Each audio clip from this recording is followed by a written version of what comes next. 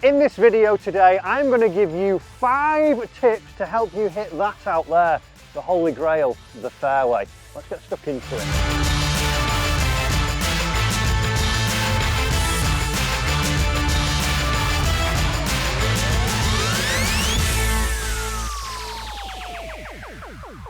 Now, hitting fairways starts before we even get club on ball, and that is all due to how the tees are actually set up.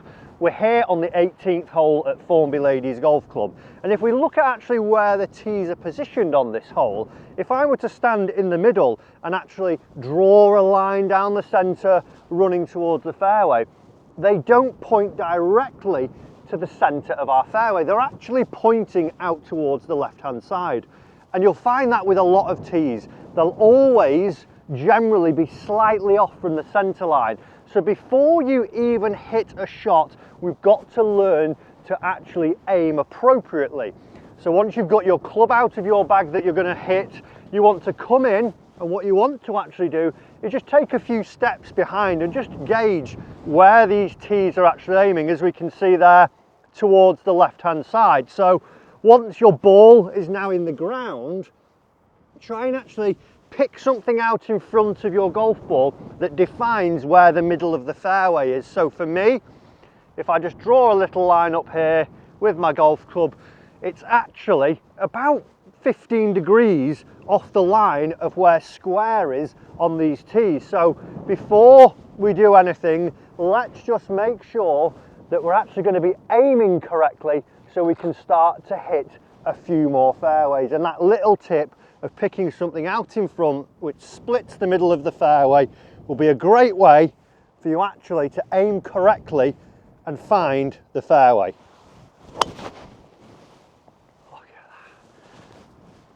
Straight down the middle, and if I would have hit that shot aimed on the tee line, I would now be playing from the left rough. Now, the second thing that we want to try and do when we are trying to hit a few more fairways is think about our shot shape. Unfortunately, we don't all hit it bullet straight. We'll have a little draw, we'll have a little fade, we might have a big slice, a bit more of a hooky flight. So we actually want to try and allow for this, and we can do a couple of things as we do this. So number one, let's use the slicer as our example, because most golfers tend to have a bit of a slice on their ball. If I were to get into the middle of the tee and I were to aim straight down the middle, the likelihood is that I would actually hit the right-hand side of the fairway or more of the right rough. So what we want to try and do, number one, is maybe bring ourselves to the left-hand side of the tee as a right-handed golfer, because now I've actually just brought a bit more fairway into play. I would peg up on this side here, and what I would now do is adjust my aim. Again, thinking of where those tees were aiming, they might actually be a help to me at this point. But what I'm going to do is say I have a, let's call it 15-yard slice. I'm going to go to the centre of the fairway again, and I'm actually just going to move 15 yards across, which is just inside the fairway line.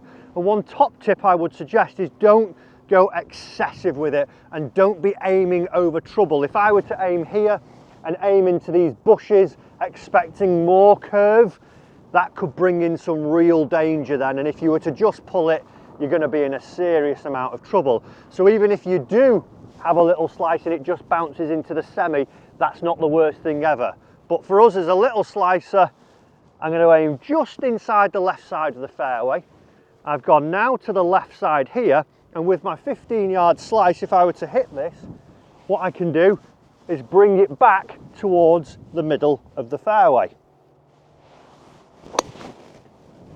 Cutting down there, and it actually just finds centre stripe just by allowing myself a little bit more leniency and knowing my tendencies.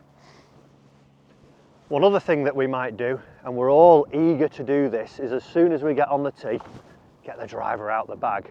But not the case. If we just take a look here, this hole, the 18th, 254 and 264 in today's conditions, with the wind being directly into me, this driver that carries 285 yards, that 264 yard trap, that's going to be in place. So it might not always be driver pick a club once assessing what the hazards are, and especially if you're a member at a golf club, you get drawn into the same club every single time.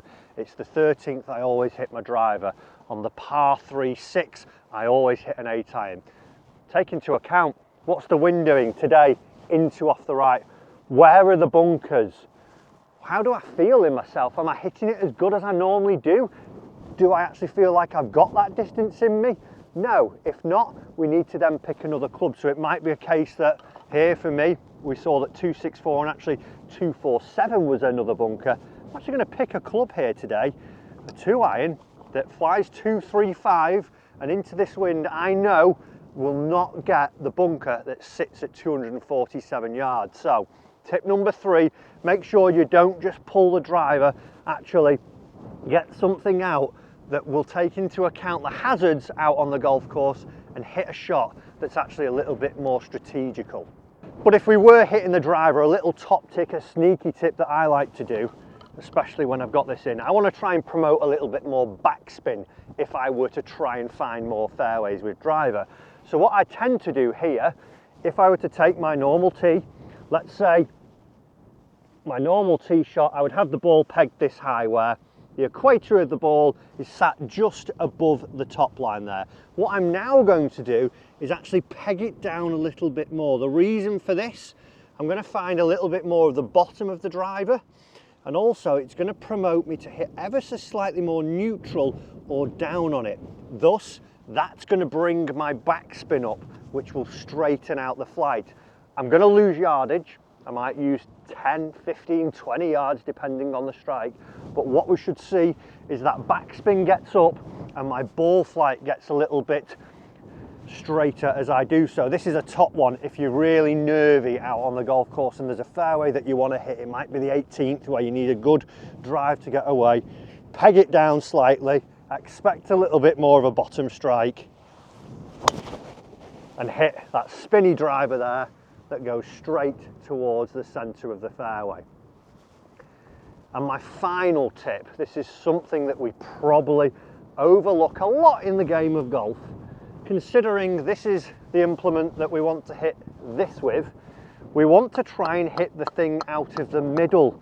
We forget that we actually have to strike it good. We can do all these things, but yet we focus so much sometimes on where's the out of bounds, where's the rough, where's the bunker, oh, what am I trying to do with my golf path, am I trying to get enough speed, should I do what Bryson says about ground force? Forget that.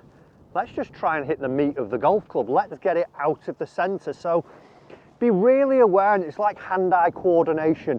Think of juggling. When you're juggling, you're just thinking about getting the balls in your hand.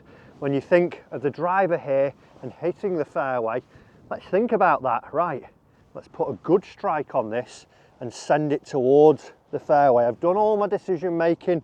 I'm lined up correctly.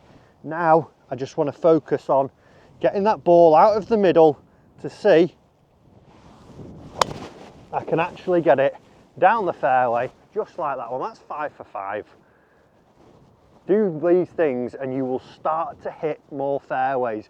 Break it down. It's not rocket science, but if we do the things correctly in the right order, you're going to find that this thing is going more down the fairway more frequently. I hope you're liking the video. Why not let us know in the comment section below which one of these tips you think is going to help you find the most fairways next time you're out on the golf course.